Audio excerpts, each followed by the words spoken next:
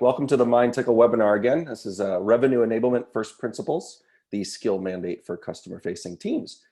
My name is JT Eager. I am the Senior Communications Manager here at MindTickle. One thing to note, please be aware that the Q&A window is available. So we'll be answering questions towards the end. So please feel free to drop your questions in there as you think of them.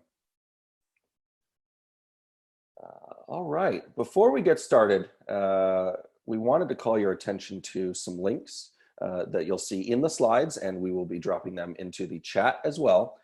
These links lead to content from our respective organizations that we've published to support your readiness and enablement initiatives. We will continue to support our clients during this trying time. We're coming to you live from our homes, probably not unlike yourselves. We hope you are staying safe and secure. That said, we do thank you for joining us today and taking the time out of your day for this important webinar. I'd like to introduce our two speakers today. From Forrester Serious Decisions, we have Peter Ostrow. He's the Vice President and Principal Analyst in the Sales Enablement Strategies service. Peter has more than 20 years of revenue growth leadership in sales enablement, sales talent management, and operational expertise. Prior to joining Forrester Serious Decisions, Peter was the VP and Research Group Director for the Aberdeen Group, where he founded and was Principal Analyst for the Sales Effectiveness Practice, as well as overseeing research in marketing, customer success, field service, and human capital management disciplines. And from the MindTickle side, we have Gopkiran Rao. He's our Chief Strategy and Marketing Officer, responsible for marketing, strategic alliances, and partnerships, as well as other strategic initiatives. Gop has nearly 2 decades of experience developing products and running go-to-market for leading enterprise B2B and SaaS companies. Gentlemen, thank you for joining the webinar. Great, thank you very much, JT. Every day, 2 million Americans take the blood thinner Coumadin, which is actually a drug originally known in its original form as warfarin. But the origin story of this drug is actually pretty unique. It was actually first implemented in the 1930s. It was used actually to stop hemorrhaging in livestock. But then when it was first mass marketed, it was sold as a rat poison, believe it or not. It wasn't until the early 50s until an army recruit accidentally ingested some warfarin that its human capabilities and benefits were actually discovered. So to this day, Coumadin and other forms of warfarin are used around the world by millions of people to prevent and treat blood clots. It's a wonderful drug. Why am I telling you guys this origin story? Because sometimes we begin with a certain goal in mind and we end up solving different problems or expanding the way in which a particular solution is used to help people, to help businesses, etc. And that's going to be the story behind the reason and the why we talk about revenue enablement first principles today. Where we're coming from in terms of this topic is an understanding that most of our organizations traditionally think in a very siloed way about their marketing department, their sales department, and their service or customer success functions.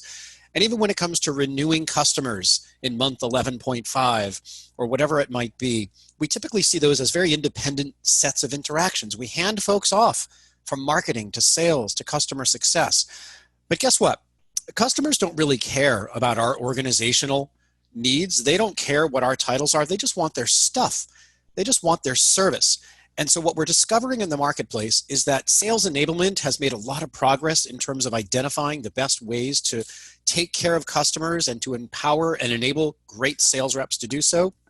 But this is not a consistent thing across all parts of the organization. So today we're going to look at new ways to think about cross-functional alignment.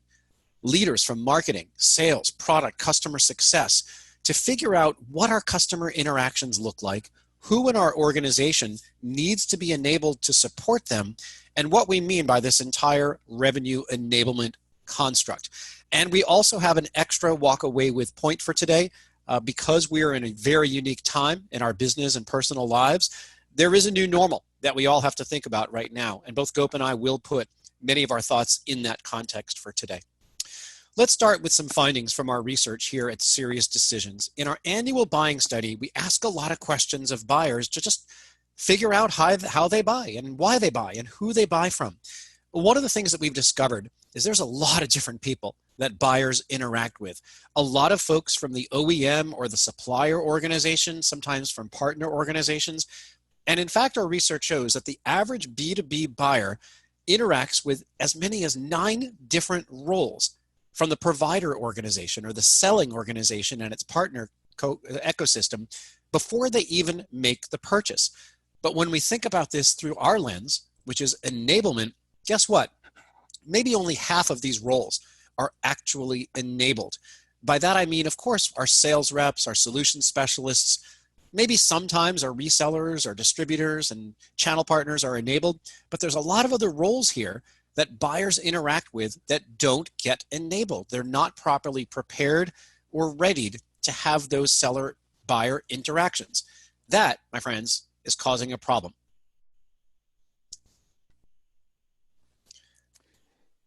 Yeah, it's interesting, Peter. I just thought I'd jump in here. This is such a critical theme, especially when you look outside the tech industry, which many of us focus on, at verticals where the traditional approach to, if you will, customer-facing training and effectiveness has focused 100% on field reps.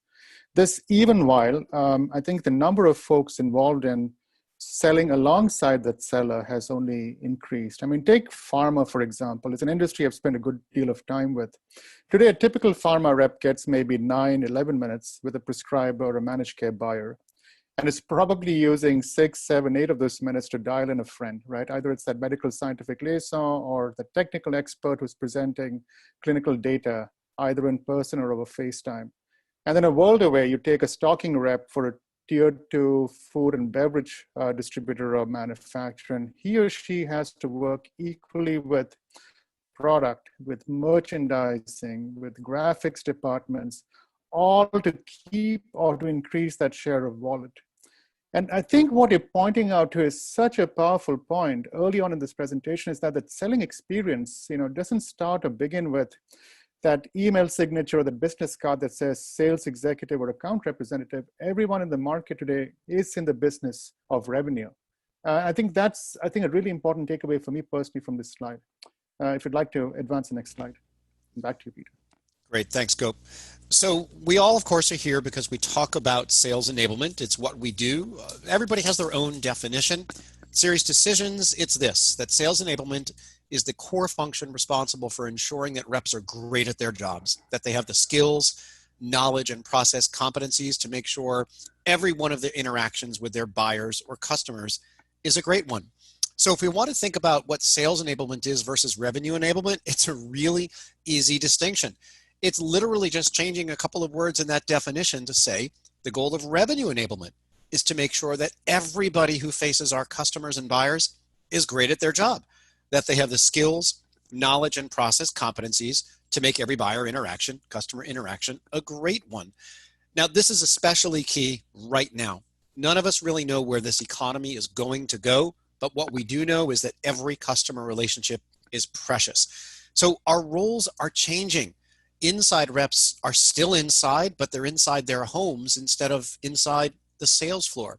Field reps are no longer creating body language driven interactions out in the field, but they're trying to learn how to Zoom and how to have appropriate backgrounds and lighting for their interactions on camera. So the competencies are changing. It's super important now to make sure that we don't just deploy the way we support customer facing best in class activities to just our salespeople. We need to have an idea that there's this seamless move through our marketing and sales and service ecosystems that our customers need to experience in a very, very easy and linear way.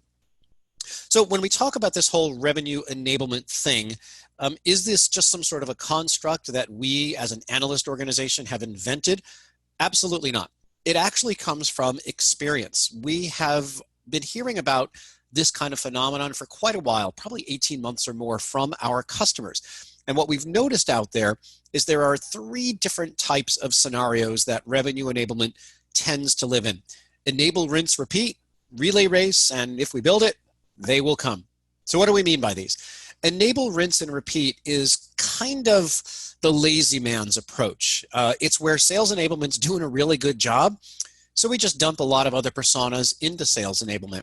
That's not bad because we know how to enable customer-facing folks. But in reality, there's different competencies for a field marketer or a solutions engineer or a channel partner, or perhaps someone who is in a customer success role. And we as sales enablers don't necessarily know their language and vocabulary that well. So it's not a bad approach, but it's got some drawbacks and it can be a little bit lazy. Compare that to more of a defensive reaction we get with folks, the relay race, we call it.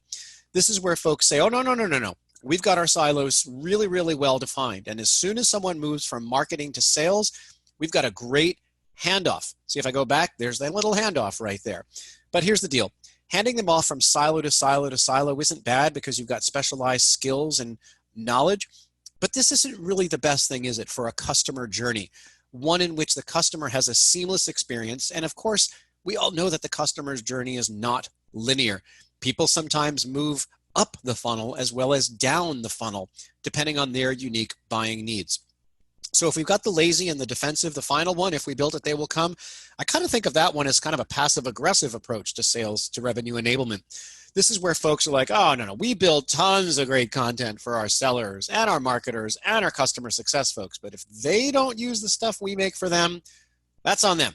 That's not on us. So again, it's nice that these folks understand their internal customer-facing personas, but it doesn't provide any kind of continuity, and it doesn't deliver the right type of content and assets and learning at the right time when these customer-facing roles are, in fact, interfacing with their customers. So that creates another set of problems, doesn't it, Gop?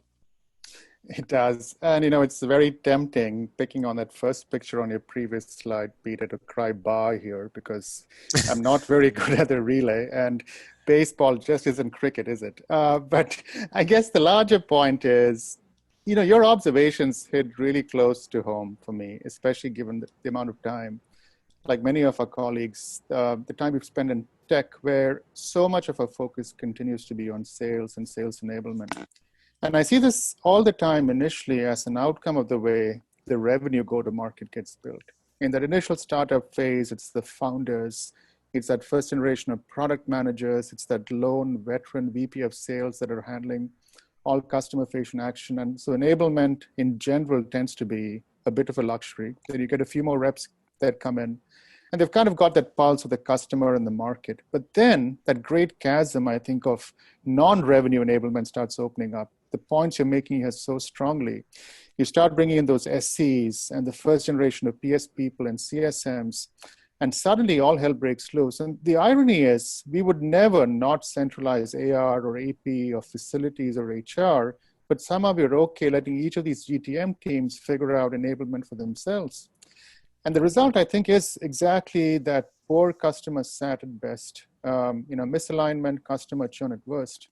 And that's only addressable if you recognize the need for lockstep execution, which is revenue enablement, which I think is the point of your next slide.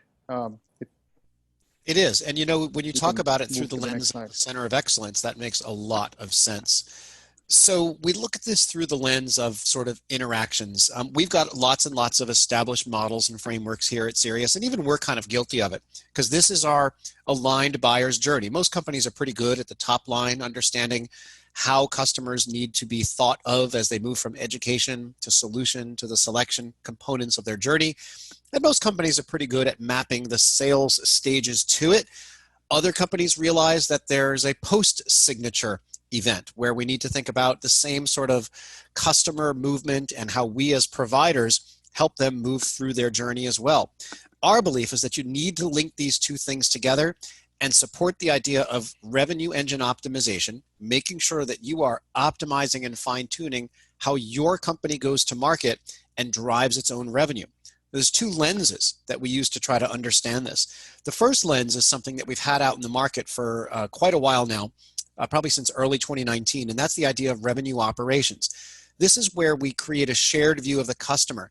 And from an operational standpoint, this exact center of excellence concept, Gop, that you describe, helps organizations try to understand why sales and marketing and service silos need to have a common view of the customer.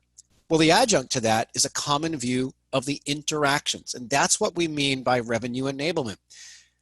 Ops focuses on the ability for us to have insights and then execute on them. And enablement focuses on making sure that the experience of our customer and that of our own internal associates is optimized. And this is especially important right now that we have special kinds of relationships with our customers in the context of a socioeconomic crisis, making sure that we are all working off the same sheet of music and delivering a consistent message is crucial no matter what industry we're in. Yeah, thank you, Peter. I think that is absolutely the key. And in some ways, it's so important to take a step back and look at this concept of centralization, standardization across teams in the context of what we're all dealing with. I mean, we hear every day that companies, B2B, B2C alike, are in a perfect storm coming from any number of directions. It could be regulation, it could be new supply chains, it's commodity competition, it's pressure to grow customer lifetime value as everything moves into a subscription model. This means that every one of those 9 personas we spoke about earlier, just became a fractional revenue owner in a world that in the last month, and this is the call out to the current environment we're in, has only gotten more challenging. And that storm has literally put us now in the eye of a hurricane where people are remote, people are virtual. And so in this climate, I think the questions revenue enablement more than ever should be bullseye focused on are what competencies do we need in each of those customer facing representatives, and how are they best assessed, remediated, reinforced? And B, how can we enable managers to be actionable?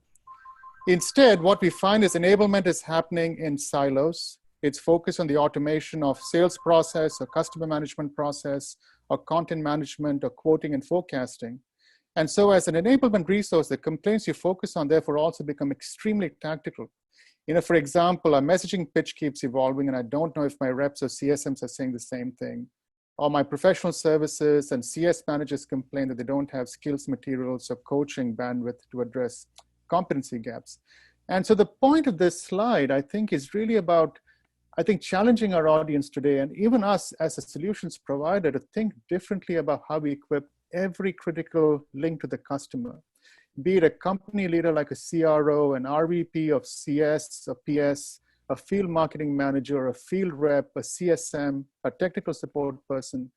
I think it's my belief that you have to aim for and build a system that creates predictable capability. And even though it's a little bit of an eye chart, I think it's important to appreciate the layers of how you build that operating system.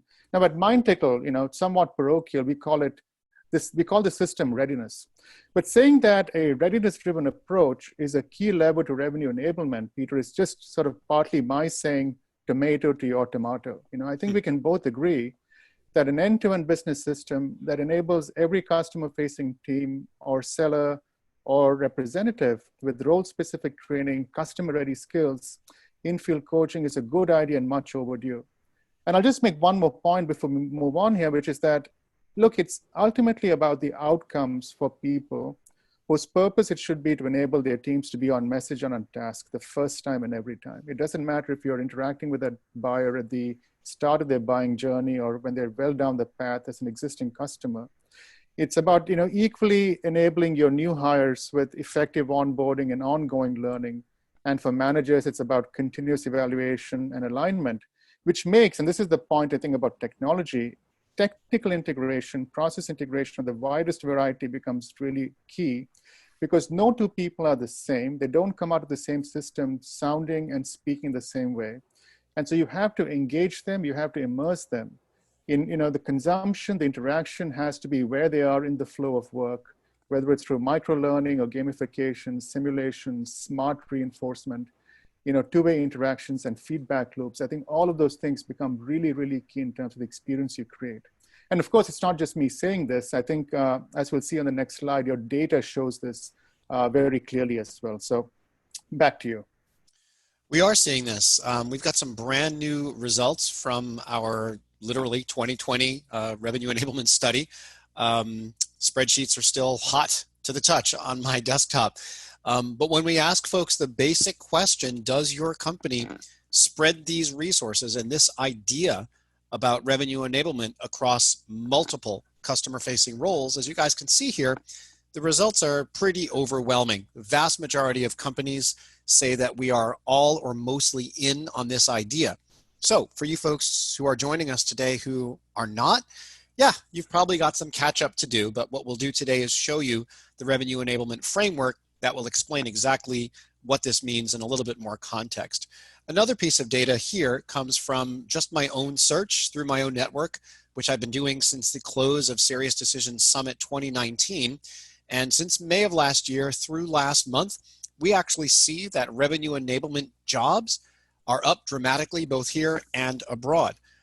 Now, again, we're not suggesting that revenue enablement be the new title for folks or that you change your org charts or business cards. It's more of a concept than anything else. There are a few revenue enablement folks that we see out there, but as you can see from the growth in jobs, the market is definitely responding to this need.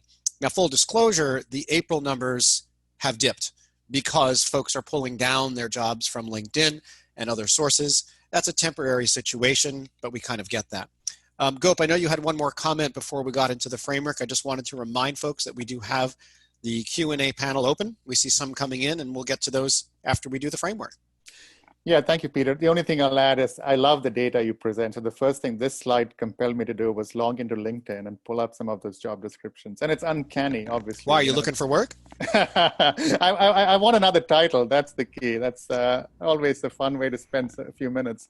But I'll tell you what, so many of the themes you raised today, are in those job descriptions. I'll give you a couple of examples, particularly because the word go-to-market or GTM factors in so much in terms of describing the scope of the departments they have to enable. So here's one: design, develop, and deliver programs that are experiential, drive behavior change, and increase performance for broad go-to-market teams, right? Great job description. Here's another one. This person must facilitate solution skill organizational learning programs for our go-to-market teams and provide coaching to managers for continued delivery. It's such a great setup, I think, for your next section, which is what revenue enablement looks like. And I think really a compelling data point from the market. You bet. So let's break that down. Let's look at 3 of the 5 major components of the revenue enablement framework, just for the sake of today's webcast. So let's start with the first concept, and that is defining the customer interactions. As you can see from our data point, from our Command Center data repository here at Serious Decisions, we see that organizations that we look at with better customer retention rates, they're way more likely, twice as likely, in fact, as customers with low retention rates to actually map that entire post-sale customer journey out. They're the folks who don't believe that the punchline to that old joke is, well, yesterday you were a really important prospect, today you're just a customer. So what does this mean? When we talk about defining customer interactions, we've got really nice detailed maps of what these things can look like. So this busy chart is designed to help folks just kind of realize that there's so many different interactions that can take place even before the buyer buys your product or offering between your organizations. During the education phase, solution phase, and finally selection phase of a buyer's journey, there can be human and non-human interactions, digital and analog, synchronous and asynchronous, and all sorts of different types of content and engagement variables to think about that. The net is that if you look over here on the left-hand side of the screen, you'll see that this is sort of the journey that persona, buyer persona A, experiences with our organization. But when we flip the screen, we realize that there could be persona B, there could be persona C, and so on and so on. So even before someone becomes a customer, we have to recognize that different individuals within the buy-in group, not just our main contact, not just our champion, but the decision maker, the influencer, the power, hidden members of the buying group may have different types of interactions with our content and especially with our people. And then once they become a customer, there's a whole nother set of different types of interactions that our organization can have with the buying company. So the idea here is to think about the interactions as what is going to happen. And to summarize it in the context of our model, you basically want to think of the interactions that are going to take place when we're developing the business relationship, when we're managing it as an opportunity, and then finally, when we are engaging with them once they are a customer. Now, these elements are going to change during a socioeconomic crisis. We all get that. The interactions are going to be more intimate in some ways, which isn't always a bad thing for developing and building relationships, but they're also going to be impacted by very weighty economic issues that many organizations are taking. So it's important to think about this first step in the revenue enablement framework through the lens of today versus the lens of long term. The second component of our revenue enablement framework is not so much the what, but the who. Look at this data point from our B2B buying study last year. The number one most influential customer-facing persona that buyers tell us has influence on them is not the salesperson. It's the specialist. And yet the specialist is not enabled nearly as frequently as that salesperson. So we're basically saying the most influential person that helps our customer buy is not always supported by the skills, knowledge, and process they need to actually do their part in the selling process. It's kind of nuts.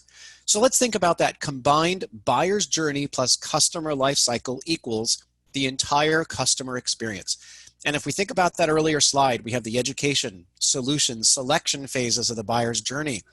And then all those other components of the customer life cycle from when they first start working with us all the way through to the point where they're hopefully a big public advocate for us.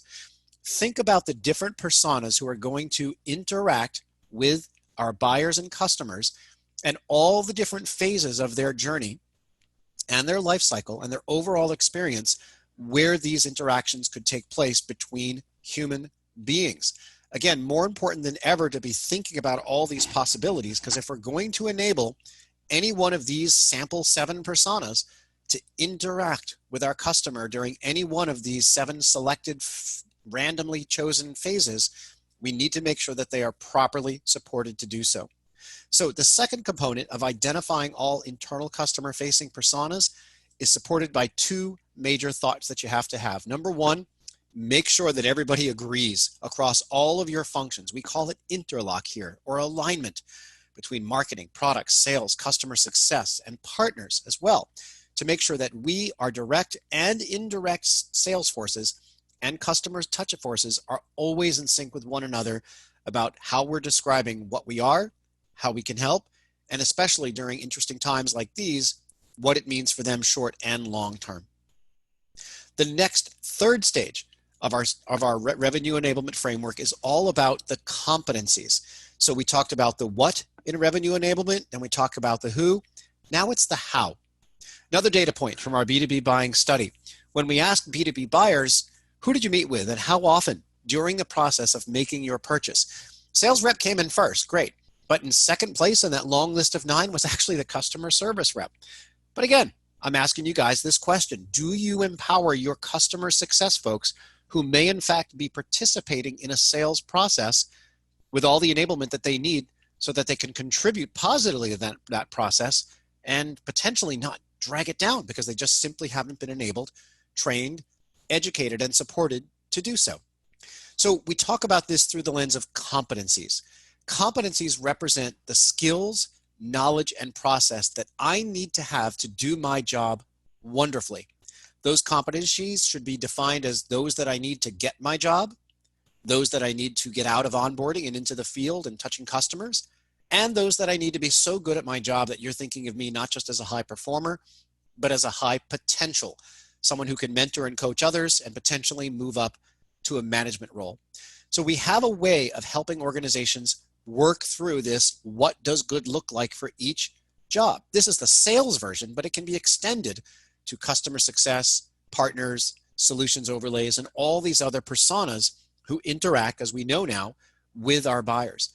You see something familiar here, the buyer's journey aligned with the sales process, and then you basically just ask the question for every single stage of this relationship, both pre-sale and post-sale, what needs to be done by the people, the personas that we've identified for the interactions that we've decided have to take place. And then what are the skills, process, and knowledge competencies that they need to have to be fantastic at their job? Then what we do is we essentially go through a process that says, how do we discover what they are, analyze what good looks like, and then develop a roadmap that says, hey, we have now codified, we've literally written down what good looks like for each of our customer-facing roles. We figure it out through the discovery process to determine what are all the sales and service motions and interactions. What does good look like amongst our best performers. And then finally, let's get that stuff written down. So in the end, you come up with a competency map for every role in your revenue engine. It's the knowledge, skills, and process. And we translate that into best practices of learning through this lens. First, tell me what I need to know. Then for any given competency, show me what good looks like in that competency. And then finally, make sure that I can do it over and over again in a practice environment until I get it right. And only then do you actually release me into the field to perform and execute in that competency in front of my buyers. So when we add all this together, we have the Serious Decisions Revenue Enablement Framework. We told you about the define phase, which is understanding all the touch points, the identification of customer-facing personas, which is the who in our organization, and then we went through the first of three hows, the competencies, and then we add into that, making sure that all of the assets and communications are properly aligned to support all the folks in our organization who interact with our customers. So that's the revenue enablement framework in a nutshell. Gop, you wanted to go into some content now, correct? Yes. Thank you, Peter. It's interesting, from a solutions perspective, one of the challenges we always face, and I speak on behalf of many of the enablement professionals we work with every day, is that when you're positioning business transformation, which is really the point for why you invest in process or technology, it costs money, right? Everything has a price, whether it's software or process or training sort of resources. And the question I want every one of my own sellers, my SDRs or CSMs at MindTickle, and certainly want to enable our customers to be able to answer that question of is, why readiness, why enablement, why now? And what outcomes can I drive from an implementation of revenue enablement across my organization? And so to help answer that question, we came up, and this is from a software perspective, right, with a way to answer it for them. The numbers in the spider chart you see on this slide visualize what we call the capability index. It's a way to establish the ROI of readiness, whether you're talking about sales readiness or revenue readiness, revenue enablement, but it's a direct measure of improved capabilities and behaviors that tie back to the competencies you spoke about on the previous slide. That in turn are proven to result in revenue. And this is important in our opinion, because at the end of the day, as I was saying earlier, even after undergoing the same program, no two salespeople will ever perform the same way. And so to drive effective development that sort of rationalizes for differences in style, personality, soft skills, hard skills, you need a single measure of competency for customer-facing teams and their managers that can benchmark every person against an ideal profile and monitor progress towards it. And the reason that metric, the idea of that index is compelling is because it, A, defines the behavior of a perfectly successful person at each stage of interaction with the buyer. For example, as a sales rep, you have the ability to involve multiple stakeholders through value selling for every one of those personas you're interacting with. The second thing it does is it describes the readiness needed for each behavior you're required to demonstrate based on where your buyer is. So for example, how well do you demonstrate value prop by persona, or how good are you at political navigation?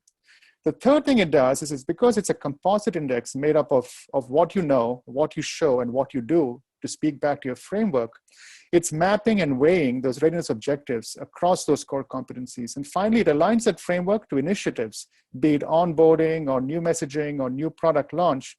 And it measures the achievement. And that's the point here of the sort of charts you see on the right side of the slide, over time, across space, across individuals. So in closing, why is this important? When you have a measure, just to give a couple of examples, a CRO has a single number and a progressive trend to include potentially in the next board presentation. It becomes the number that is the measure of the revenue power of their organizations.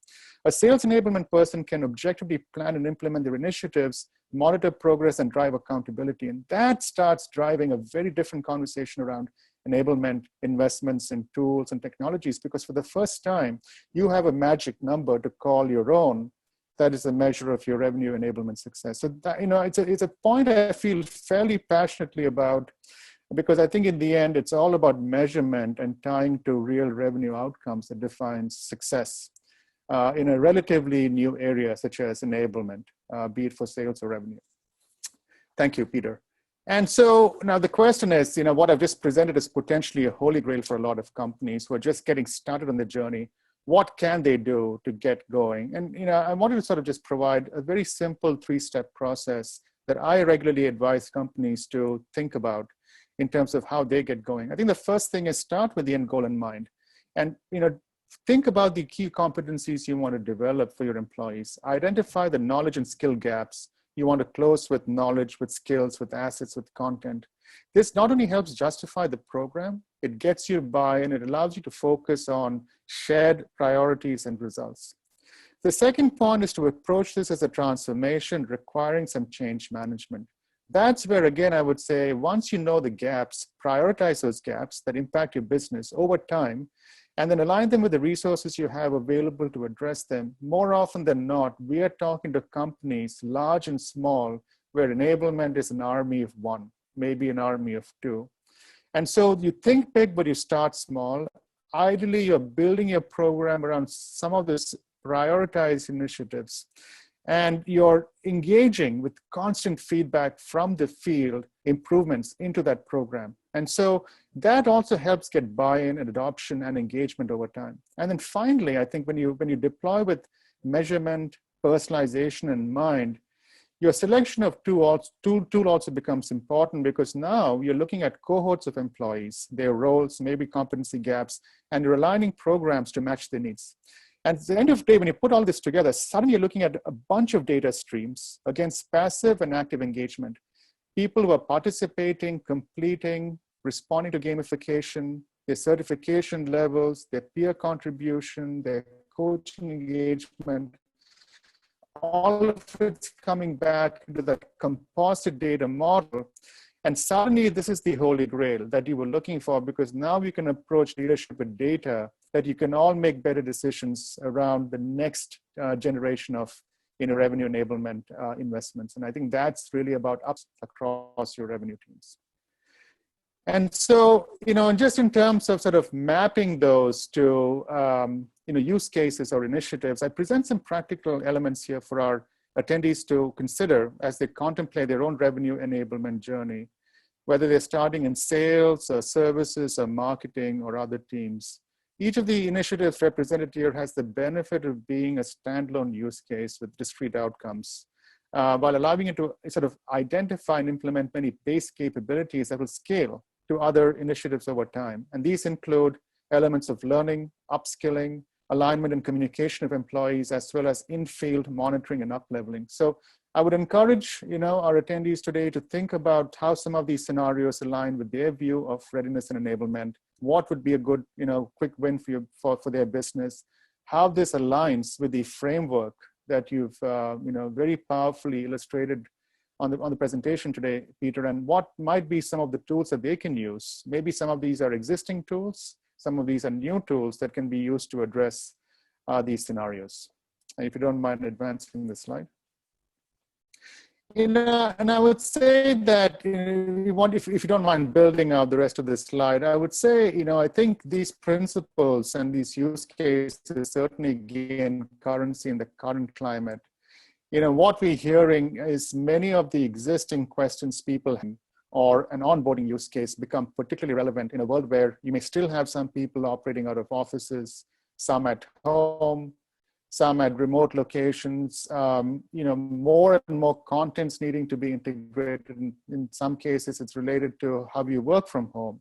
It might be about how you're using new tools like Zoom or Google Hangouts, or how to be secure in terms of sort of intra and inter-company communications. And that's where you see some emerging use cases come in, such as, how do I train the old dogs in my sales team to effectively use Zoom? What are the active listening skills they need to know to be able to display when they're on conference calls, versus how they engage with internal teams on Slack and maybe Microsoft Teams?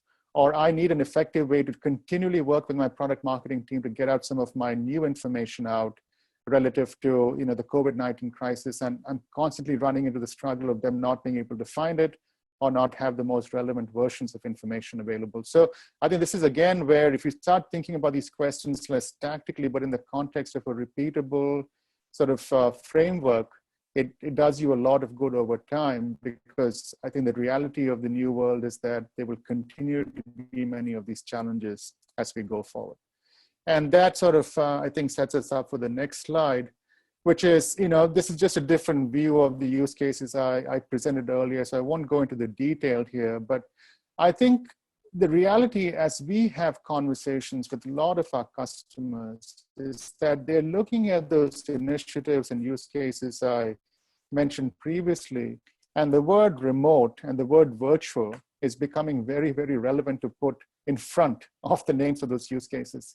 We're in a brave new world where, you have to pivot from going from a 5, 6, 7, 10-day boot camp, academy, sales kickoff event that was planned for months and months. You had 500 people flying in from across the world to a single conference center, to now doing it in a virtual environment.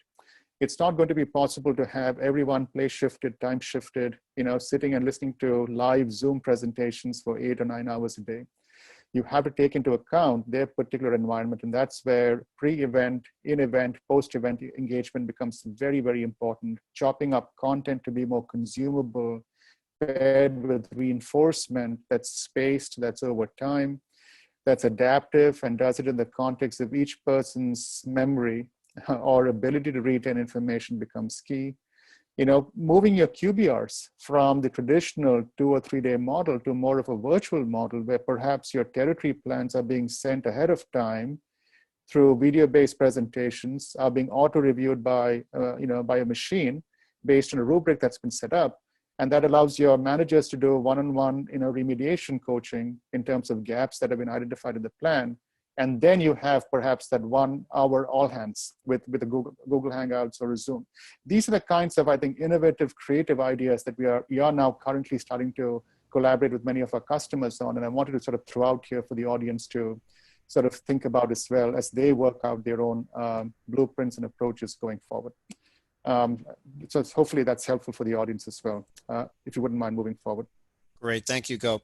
So this concept of revenue enablement is something that, like everything we do in our businesses, should be measured. And we actually have a construct that we're going to suggest for that. It's 4 stages.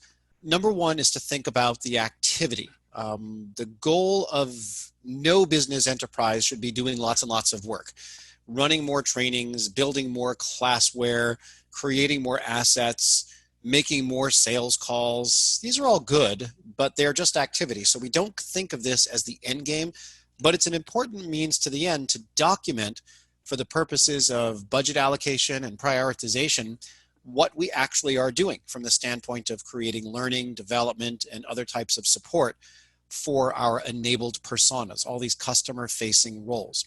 Step 2 is to then not just figure out, did we do the work, but did they like the work that we are doing for them? And this is important. So many of our organizations have a customer advisory council, right? Input from our customer base to help keep us honest and give us guidance on whether or not the things we cook up in our mad science labs are the right products or not. But do we have a sales advisory board? Do we ask our sellers to actually tell us whether or not they like the stuff that we are doing for them?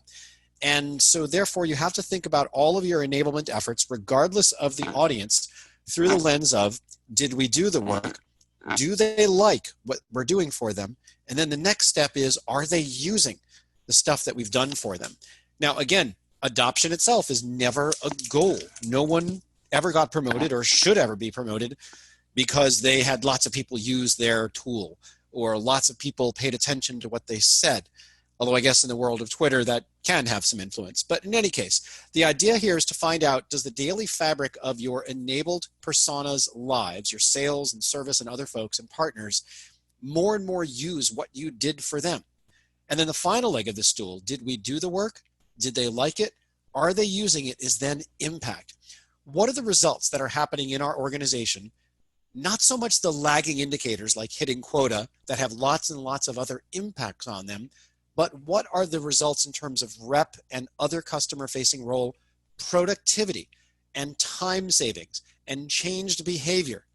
that our initiatives have actually had on these people. These become metrics that a CFO will enjoy. If you can prove that you gave folks more time back to sell, more time back to service, faster but more effective customer problem resolution by training them and readying them and enabling them more effectively, that's a win-win-win, and you get as enablers to take credit for something that you caused rather than try to correlate loosely with something that a lot of other organizations within your company have an impact on. So our final challenge for you guys is to think about this through the lens of your peers. We put this question out a little while ago on LinkedIn, so we've anonymized all the responses. Do you guys do this enablement thing, this revenue enablement stuff? We absolutely do.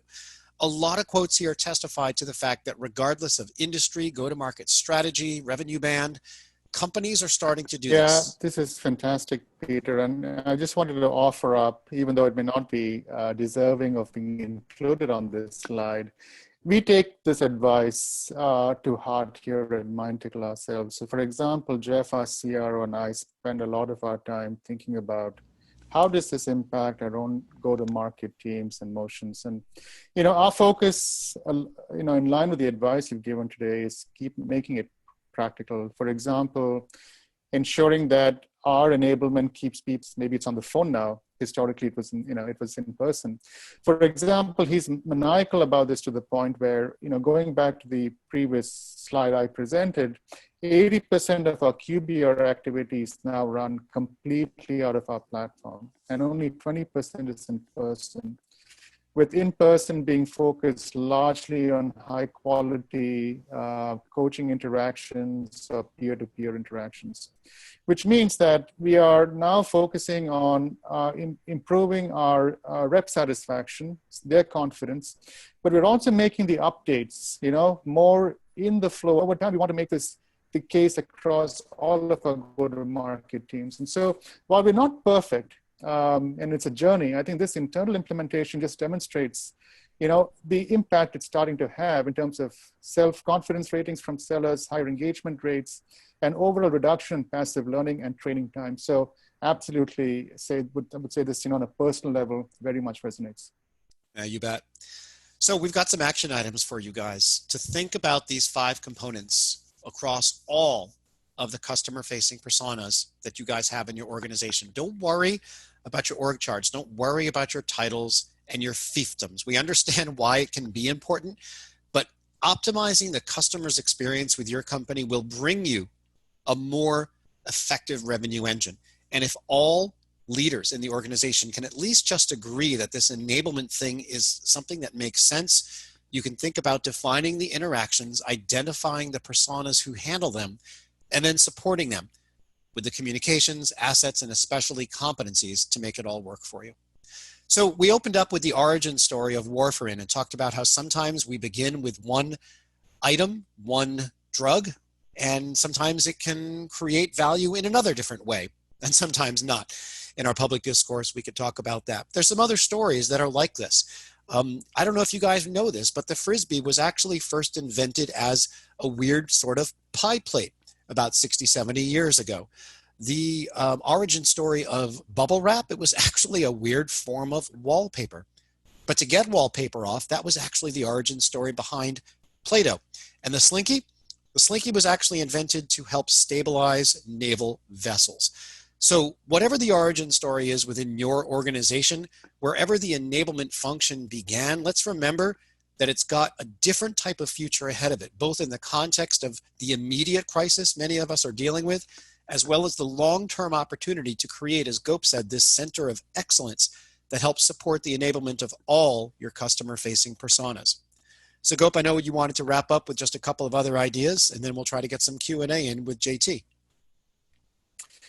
That sounds good, Peter. I think in the end, I think uncertainty demands certainty, particularly when it comes to skill. I think we'll all agree that we are in uncertain times. And in that context, I think there are 3 mantras that we should all live by. Maximize the behaviors that engage your existing customers, and hopefully find and add value to prospects that still want to engage with your solutions, your value propositions. And we've talked a good deal about what behaviors decompose into today. So won't belabor that point. I think the second thing is think about enablement as a mechanism to also integrate your teams in their interactions with each other. And that might be events like QBRs. This is a better time than ever to maybe have common events together where you're sharing, best practices, good practices with each other, and think about different ways to get these going versus simply doing these as live events. And then finally, I think as you shape your own responses, be it in terms of your legacy business or potential new solutions to address today's market challenges, think about how you are adaptive, dynamic, and personalized in how you roll out content, how you engage your customer-facing teams, and how you reinforce the key messages that they need to be taking out to their partners and to their customers. And I think with those sort of good principles in mind, I think Peter and hopefully I have given you some good ideas in terms of your roadmaps going forward. So thank you very much, Peter. Thank you, Peter. Thank you, Gop. And thank you all for attending today's session. I am going to open it up for Q&A. It has been open, so please do drop in your questions. Continue to have those come in. I do have a few. Oh, let me address the links on the screen first. Again, we've brought the links up on the screen. These are the resources from our respective organizations to support your revenue enablement and readiness initiatives. So I do have a few questions that came in via the Q&A option here. I will start with, here's another question. I understand the value of the revenue enablement concept, but the technology stacks for our marketing, sales, service, and partner teams are all completely misaligned. How can I reconcile these two disparate environments? I'll take a first crack at that, and Gop, you can follow up if you want. From our perspective, technology is a way to scale and automate something. If you have a problem with your business, our salespeople are not ready, our salespeople don't spend enough time on core activities, our revenue engine is not humming the way it should, whatever the problem is, and you buy technology simply to solve that problem, you will scale and automate your problem. You'll make it worse. But if you change the way you do things and you figure out, with help from whomever you choose to get help from, how the problem can be solved with better learning, better development of competencies, better ability to deliver real-time sales enablement, which we often talk to our customers about, then the technology will scale and automate the solution. A quick win, though, is just looking at the concept of what is a buyer or a customer in each of these different databases. Where are there similarities and differences between the way we communicate with those folks, the messages that we deliver, what are the different actions that the different silos have in place? So yeah, the different technology stacks being misaligned can be a problem. That's kind of a master data management issue that ultimately may fall to the folks who don't tend to be involved in the decision-making on line of business technology deployments, the folks in IT. But we look at it from the perspective of solving the problem first and then letting the technology step in to help scale what we've done right. Yeah, I think that's extremely well put, Peter, and I don't think I can add too much to it, except perhaps to say there's an added dimension here of picking between a system of engagement, a system of truth, and a system of interaction or translation. And it may be appropriate in some cases to have multiple tools that on the face of it do the same thing, but have a very purpose-built approach to doing that thing. So for example, a CRM tool is largely meant to automate process and methodology, but certainly might allow the consumption of training content as a native embedded sub-process.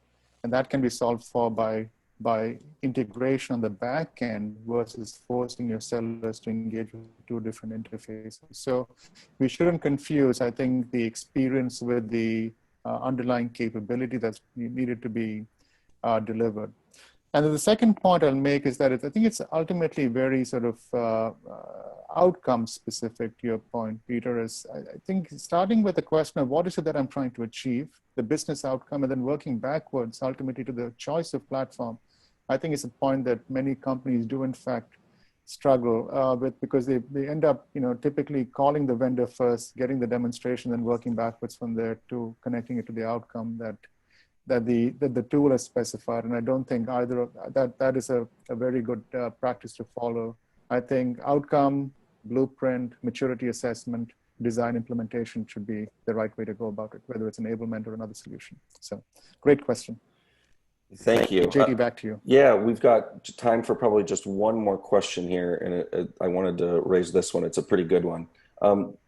They said, this is starting to sound sort of like sales enablement, but almost trying to undermine the HR function. Can you address that impression? Yeah, I think both of these questions speak to the siloed nature of the way we're all used to doing business. And again, we don't want to reinvent the wheel here today. I get that. But what's so wrong with giving ourselves the opportunity to enable people and make them better at their jobs if the expertise comes from a new source like enablement? We have to remember, I think, JT, the drivers are very different. HR's drivers are very horizontal. They're about governance, risk, compliance, and of course, employee development. Whereas the drivers for sales management, sales enablement really are only focused on one thing, and that's hitting the number and what the right path is to get there. That being said, we're getting a lot more HR folks joining in on our sales enablement and competency-oriented discussions. I think it's really just a matter of the squeaky wheel getting the grease. Yeah, that's brilliantly put. Peter, I do want to call out, I think there's an extensive amount of writing that the Sirius team and you have done, both in terms of, I think, subscription-only research, but also a lot of your blogging and so on, presentations you do. And some of my takeaway from going through that has been the way to think about this is sort of the two silos interoperating with each other. One's really about engaging employees, from an HR perspective, it's all about planning, org design, competency modeling. It's about understanding what resources you need to put in place to engage employees over their journey, whether it's through onboarding or ongoing corporate learning. And what enablement about is, I think, really picking up on today's theme is operationalizing revenue power, which is, function-specific onboarding, ongoing training, with live practice, with applied functional learning. It's about alignment with communication, in-person observation, mediation, reinforcement of skill gaps. And so I think the two are completely aligned. They should be partners in crime as opposed to, adversaries. And I think we see that all the time in terms of very successful companies that have successfully implemented this across their go-to-market teams. Well, we're out of time for this webinar. Thanks for the great questions, and thanks to all you attendees for coming. Thanks to Gop, and last but not least, thank you to our fantastic guest speaker, Peter Ostrow from Forrester SiriusDecisions. Take care, everybody.